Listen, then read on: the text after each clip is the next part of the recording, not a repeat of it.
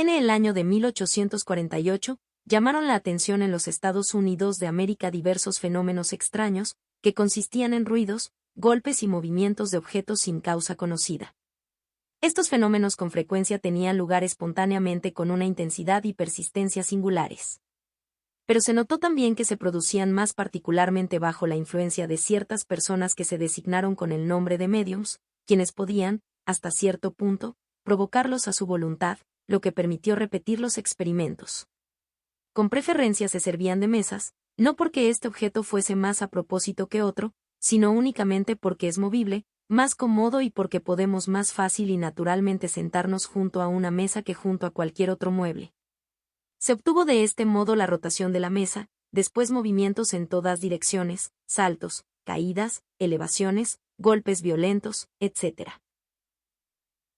Este fenómeno fue designado, en un principio, con el nombre de mesas giratorias o danza de las mesas.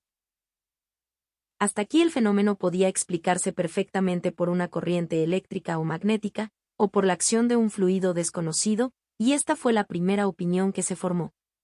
No tardó en reconocerse, en estos fenómenos, efectos inteligentes, de manera que los movimientos obedecían a la voluntad.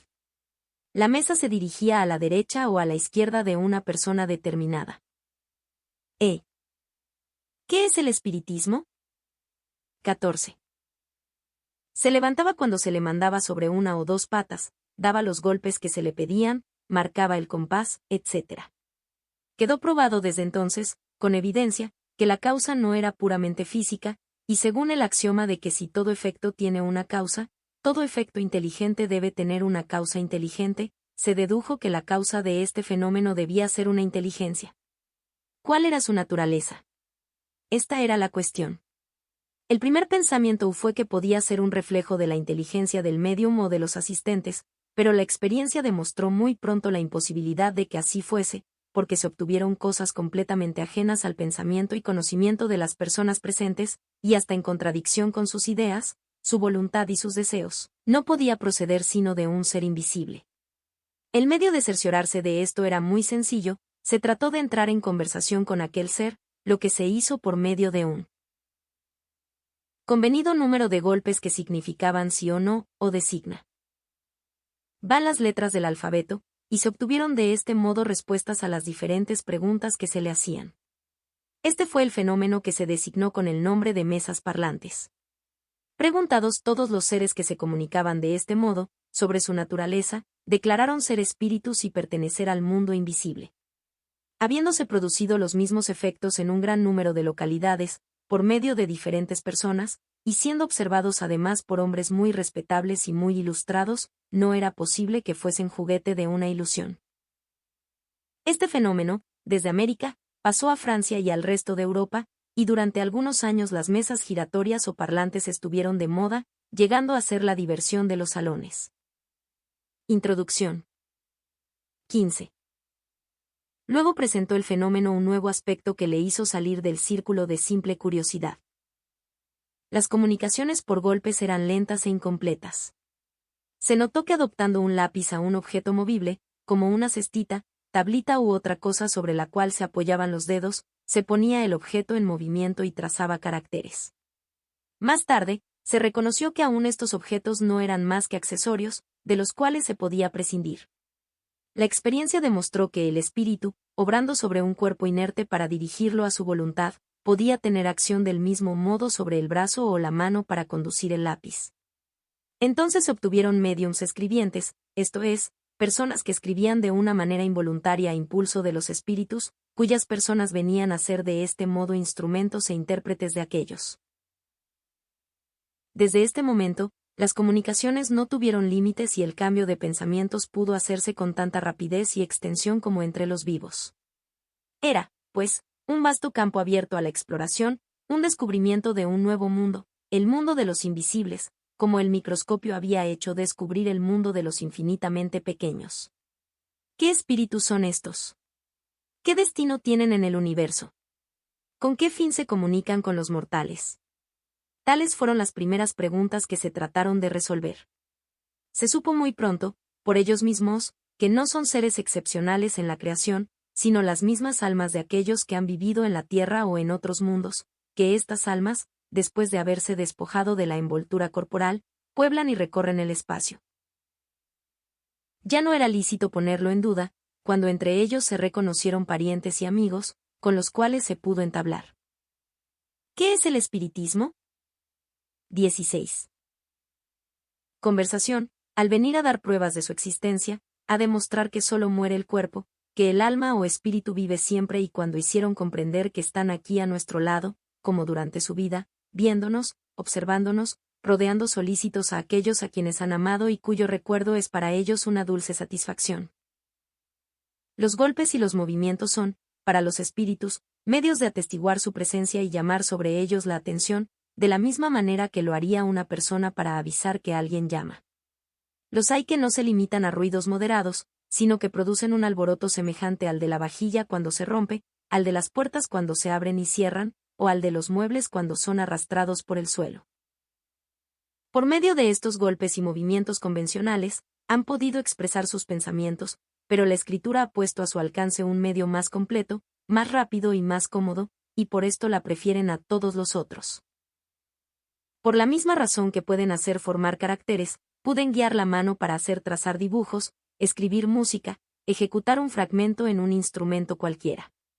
En una palabra, en defecto de su propio cuerpo, que no tienen ya, se sirven del cuerpo del médium para manifestarse a los hombres de una manera sensible. Los espíritus pueden también manifestarse de muchas maneras, entre otras por la visión y por la audición. Ciertas personas llamadas médiums auditivos tienen la facultad de escucharlos, y pueden así conversar con ellos. Otros los ven, son médiums videntas. Los espíritus que se manifiestan a la vista se presentan generalmente bajo una forma análoga a la que habían tenido. Introducción. 17. Durante su vida, pero vaporosa.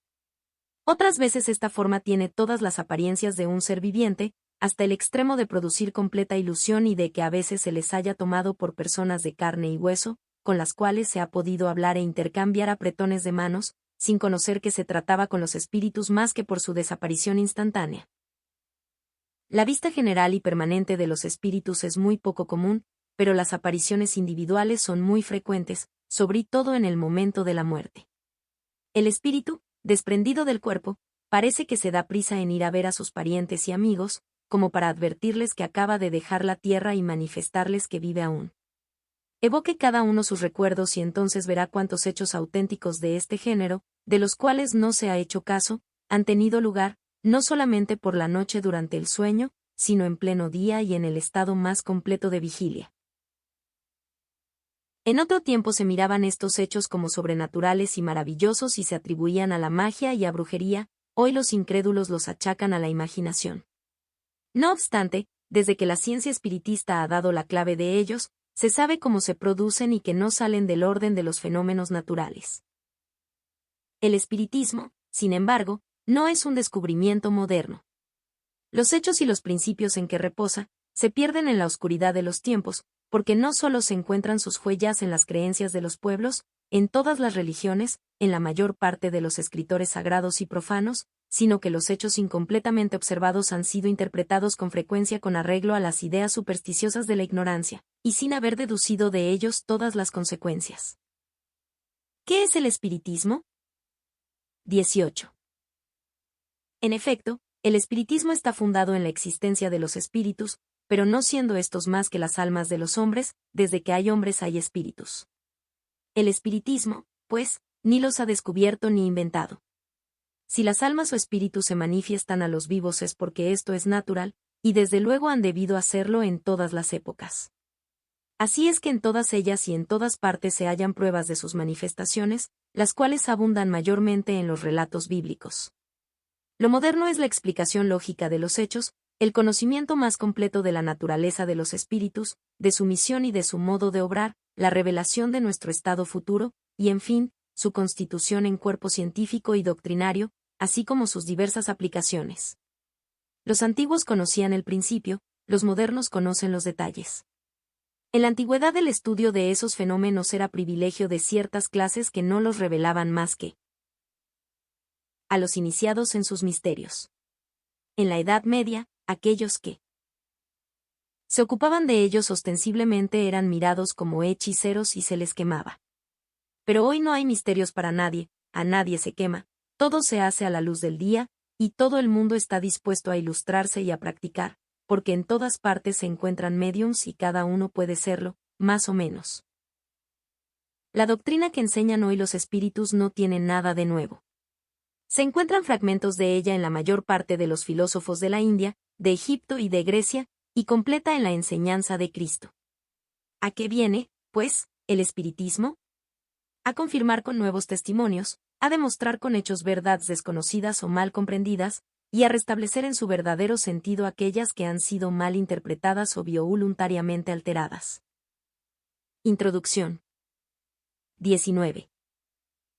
Cierto es que el espiritismo no enseña nada nuevo, pero es poco probar de una manera patente e irrecusable la existencia del alma, la supervivencia al cuerpo, su individualidad después de la muerte, su inmortalidad, las penas y las recompensas futuras.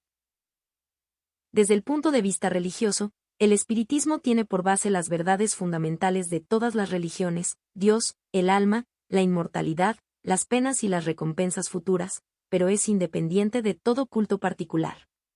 Su fin es probar la existencia del alma a los que la nieguen o duden de ella.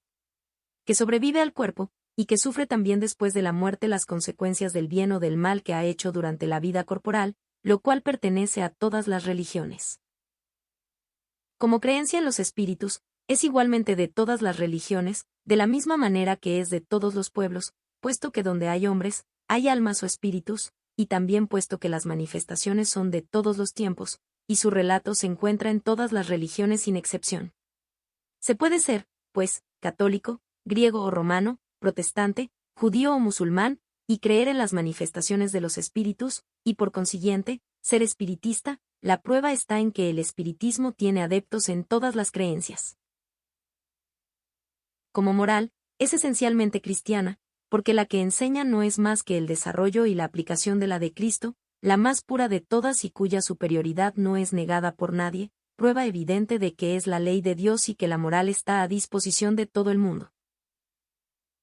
Siendo independiente el espiritismo de toda forma de culto, no prescribiendo ninguno, y no ocupándose de dogmas particulares, no es una religión especial, porque no tiene sacerdotes ni. ¿Qué es el espiritismo? 20. Templos.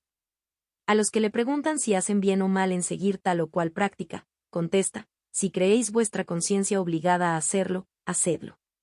Dios toma siempre en cuenta la intención. En una palabra, no se impone a nadie.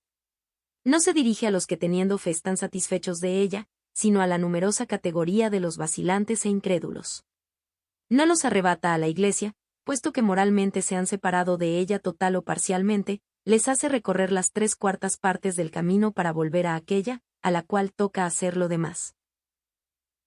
Es verdad que el espiritismo combate ciertas creencias, tales como las penas eternas, el fuego material del infierno, la personalidad del diablo, etc. ¿Acaso no es verdad que estas creencias, impuestas como absolutas, han hecho en todas las épocas incrédulos y los hacen aún en nuestros días? ¿Y si el espiritismo, dando a estos y a otros dogmas una interpretación racional, conduce a la fe a aquellos que la abandonan, no presta un servicio a la religión?